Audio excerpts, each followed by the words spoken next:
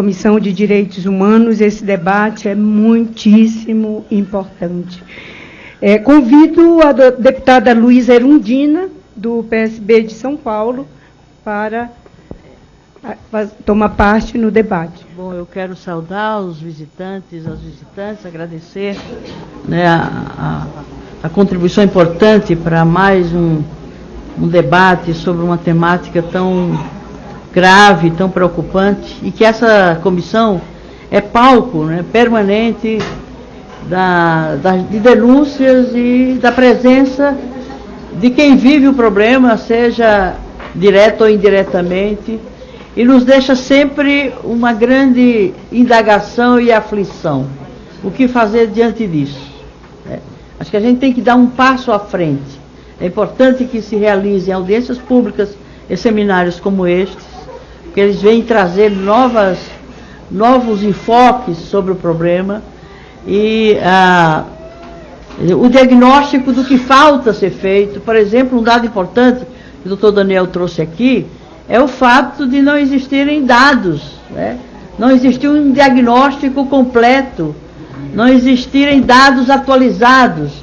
A gente pergunta, qual é a possibilidade, por que não se consegue integrar esses dados que são gerados pelos órgãos de governo, nas 3 esferas, né, pelas instituições sociais que trabalham com o problema.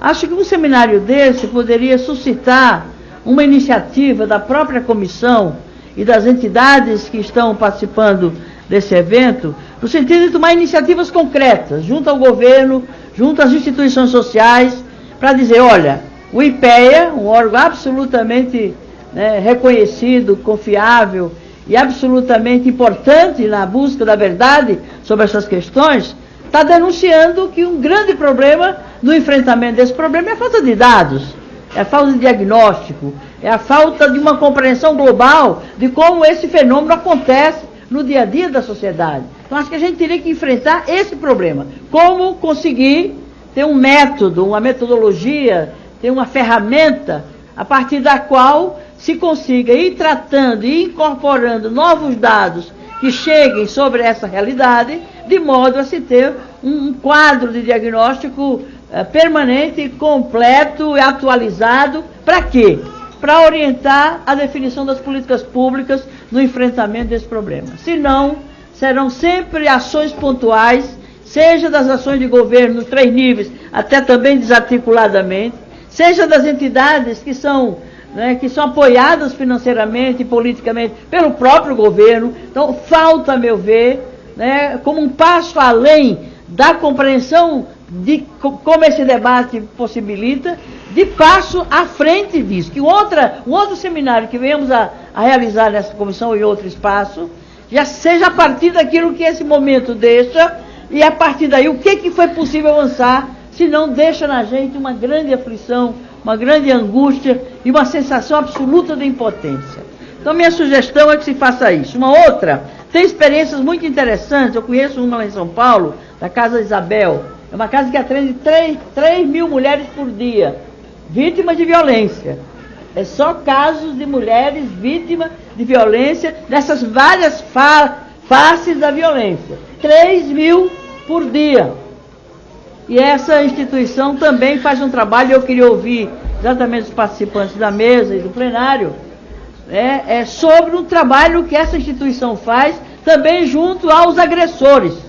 Porque eles entenderam que, se você não trabalha, né, os conteúdos ideológicos do ponto de vista do machismo, que o próprio Daniel, né, trouxe aqui para a gente refletir, o machismo, né, o patriarcalismo, a dominação masculina sobre a mulher como um dado cultural, incorporado pela sociedade, ao ponto de que a reação a esse problema da violência contra a criança, contra o adolescente, contra a mulher, contra o ser humano de modo geral, tem uma reação e um tratamento diferente se o caso se dá com um membro da família ou se dá com alguém que não é da família. Inclusive, com estuprador de uma família, um agressor de uma família, agredindo, estuprando alguém de outra família, tem impactos diferentes. Se o caso é no âmbito da família, ou se mesmo com membros da família, em relação a pessoas de fora da família, no grupo familiar. Percebe? A meu ver, são vários aspectos de um mesmo fenômeno, e se a gente não ataca todos eles, a gente corre o risco de não ficar com a verdade inteira e, consequentemente, sem a solução adequada para esse problema. Então, eu estou falando para mim mesma, quer dizer, o que fazer, e talvez a gente pudesse trazer aqui, né, a Sônia, que é responsável pela Casa Isabel, que está se multiplicando na Zona Leste de São Paulo, todas as regiões de São Paulo estão começando uma experiência daquela, e entre outras novidades, elas estão fazendo grupo de terapia, de trabalho com os agressores, os próprios agressores daquelas mulheres atendidas pela Casa Isabel, porque também eles têm uma carga cultural, têm uma carga de deformação, né, desde a sua infância, tendo sido eles também vítimas de violência, ou seja, a cultura mais geral, né, que reproduz o padrão masculino, machista, patriarcal, de quem se sente dono da mulher. Quando você indaga, mas você bate na sua mulher, você agride sua mulher, você violenta sua mulher, mas ela não é minha mulher?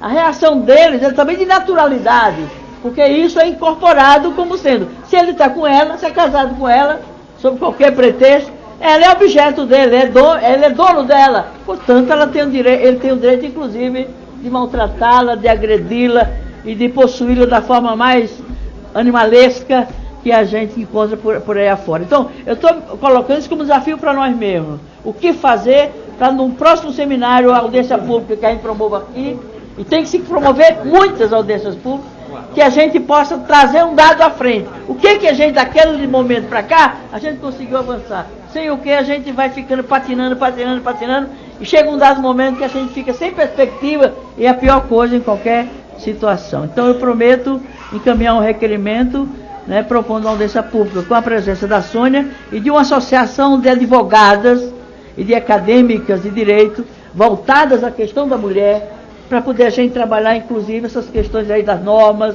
né, e do aparato jurídico, que nem sempre funciona adequadamente, e há desencontros na interpretação dos juristas ou dos advogados a respeito desse marco institucional, sem o que também não se pode fazer o enfrentamento dessa questão. Era um pouco isso, agradecendo, né, a presença de todas as entidades aqui presentes, e vocês que nos trouxeram, né, mais uma contribuição muito importante para a gente organizar, sistematizar e suscitar iniciativas e ações para se conseguir dar um salto de qualidade nessa questão. Obrigado.